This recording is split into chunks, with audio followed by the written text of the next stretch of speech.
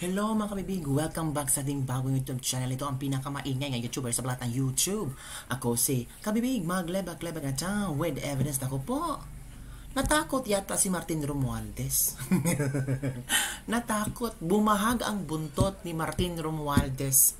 Natakot siya kay VP Sara. Natakot sila sa videong ilalabas ni VP Sara.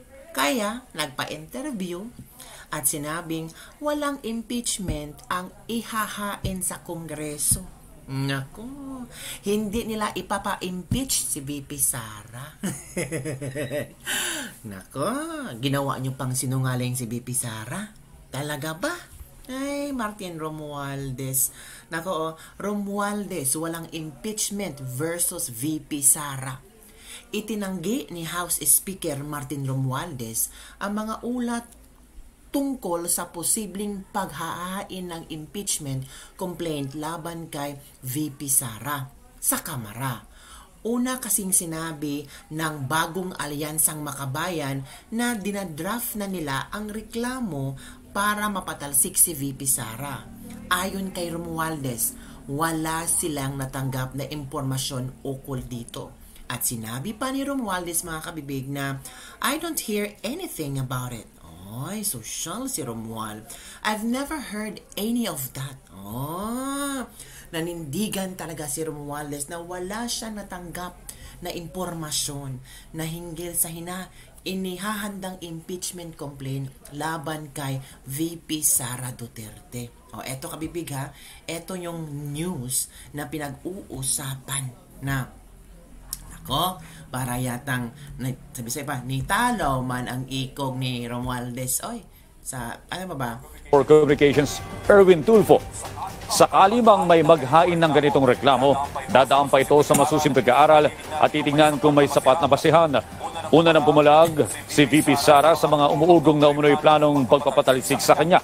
Nanindigan din siyang patuloy siyang magseserbisyo sa kabila ng mga issue. We have nothing that in the radar, so we have to look at whatever comes before us. But we have I've not heard of any of that yet. You haven't heard of any other group that are planning the same? Wala po naman. Ang tanong dapat dyan, kung meron bang impeachment, may papasok ba na impeachment? Ito ba ay may mga form, may substance, yung mga tinitignan dyan eh.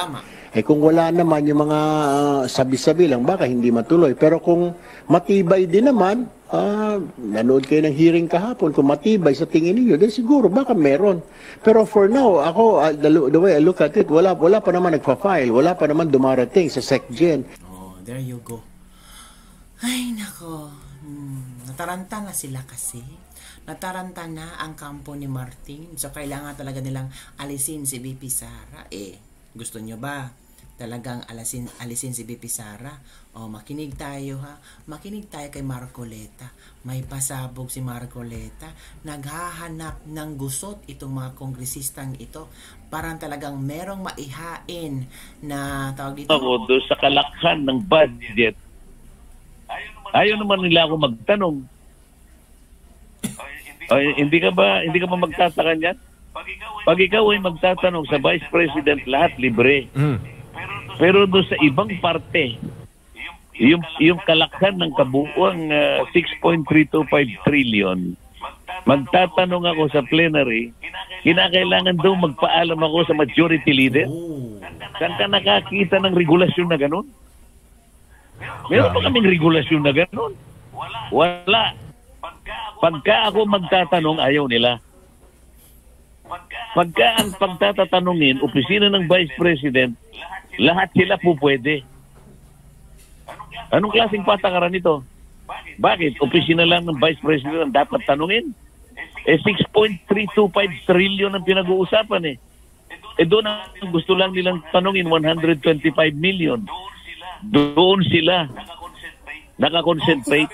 Kung sinabi po ng isang kongresista kasama po ninyo, hindi na po pinagkakaisahan, nilinaw niya na hindi pinagkakaisahan ng House leadership si Vice President Sara Duterte. Ito po ba ay parehas ng inyong pananaw? Anong hindi pinagkakaisahan? Lahat nga naglululundag ng gusto. Ang gigigil na magtanong Ang sinasabi ko sa kanila, anong itatanong ninyo ang magpapaliwanag pa nga lang sa COA, hindi nyo ba naintindihan kung anong nature ng notice of disallowance? Hindi pa naman hatol yan. Wala naman siyang nagawang krimen. Ang COA nga wala siyang karapatan na mag-file ng administrative complaint sabi ng Korte Suprema Pina-account lang kasi nga merong nakita na kulang daw sa supporting document o hindi compliant do sa mga requisites na hinihingi ng COA. Para sa ganon ay mailabas lahat yung mga requirements. Hintayin mong sumagot ang opisina ng pangalawang Pangulo. Ayaw nga nilang mahintay at nagmamadali sila. Meron pa siyang 6 na buwan yun ang pinipilit ng COA. Hanggang Pebrero 2025 ang ibinigay na palugit para magpaliwanag ng opisina ng pangalawang Pangulo. Ano ba yung mga itatanong? Bakit tingnan mo na lang ang kabalintunaan, Admara. Siguro ito mahalata mo, MJ. Bakit pagdating sa budget ng pangalawang Pangulo, lahat ay gustong magtanong at walang pinagbabawalan? Bakit ako nung nasa plenary na magtatanong ako doon sa kalakhan ng budget, ayaw naman nila ako magtanong? Hindi ka ba magtataka niyan? Pag ikaw ay magtatanong sa Vice President, lahat libre. Pero doon sa ibang parte, yung kalakhan ng kabuuang 6.325 trillion, magtatanong ako sa plenary, kinakailangan daw magpaalam ako sa majority leader? Saan ka nakakita ng regulasyon na ganun? Meron ba kaming regulasyon na ganun? Wala. So hindi kayo magtataka niyan. Bakit lang? Sasabihin hindi pinagkakaisahan. Tsaka kung maganda yung tanong nyo di ba? Para po yun sa inyo pong mga constituents sa good parties. Nagpalista ako, alam mo, nasa general principles yung kauna-unahan pa lang. Sapagkat meron ka akong lilinawin to set the tone of the deliberation for that day on general principles. Kailangan munang hintayin ko ang majority leader. Anong klaseng regulasyon yun? Nakasulat ba sa regulasyon yun? Pagka ako magtatanong, ayaw nila. Pagka ang pagtatatanungin, opisina ng Vice President, lahat sila po pwede. Anong klaseng patakaran ito? Bakit? Opisina lang ng Vice President ang dapat tanungin? 6.325 trillion ang pinag-uusapan doon ang gusto lang nilang tanungin, 125 million. Doon sila nakakonsentrate. Lahat doon nakakonsentrate. Halatang-halata naman Wag na kaming magbulahan. There you go. So yun kami bigha. Yun ang reaksyon ni Marcoleta. Halatang-halata naman. Huwag na tayong magbulahan. Pati ang mga tao kabibig, nahalata talaga kung ano ang plano nila. Pero bakit nagsabi si Martin na walang impeachment laban kay VP Sara Duterte? Na wala pa silang natanggap at parang walang plano ang Kongreso na i-impeach si VP Sara. Baka kulang pa ng mga ebidensya. Nako mga kabibig, eto na naman tayo. Kaya more hearing pa para malaman talaga kung merong bahong tinatago si VP Sara. Si Luistro nga, pati confidential funds noong Davao pa si VP Sara, inugat. Ano naman Luistro? Ay, naguluhan na talaga ang mga tao. Ano ba ang pakay nyo?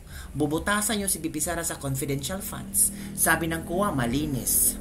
Sa DepEd naman, wala namang balastugan si VP Sara. Sa confidential funds sa Davao naman, natural may confidential funds yan kasi alam mo naman ang Mindanao kuta ng mga boom rebels. Natural malaki ang confidential funds doon. Ikaw ba? Ikaw Luistro, ikaw nga mag-mayor sa Davao para alam mo kung paano mo pag-uusapan yung mga NPA na yan. Diba mga kabibig? So naguguluhan lang talaga ako sa mga kongresan. Hinahanapan nila ng lusot-gusot si VP Sara para matuloy-tuloy ang impeachment. At hindi naman gaga si VP Sara na hindi siya maniniwala kung reliable source talaga ang nagsasabi sa kanya na VP Sara, maghintay-hintay ka lang. May pinaplano, niluluto silang impeachment. Natural, VP Sara will, hindi agad-agad maniwala. She needs to find the truth. Ganun talaga.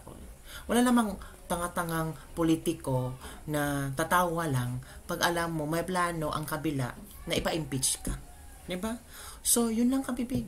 Parang, hindi maganda ba itong sinabi ni Martin Romualdez na walang plano or wala pa siya natanggap na impormasyon tungkol sa impeachment ni VP Sara?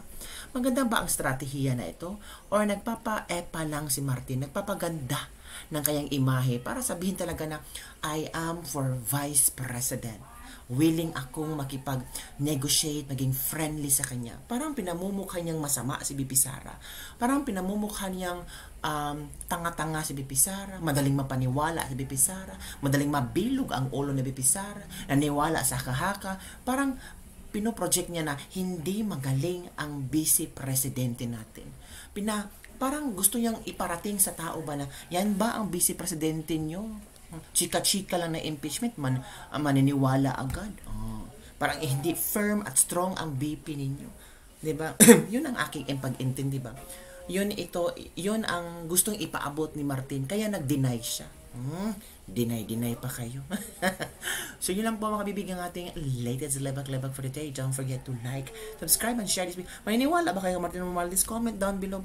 Sino dito ay niniwala kay Martin Romualdez? Basta ako, knowing Martin Romualdez, 5,000 cash.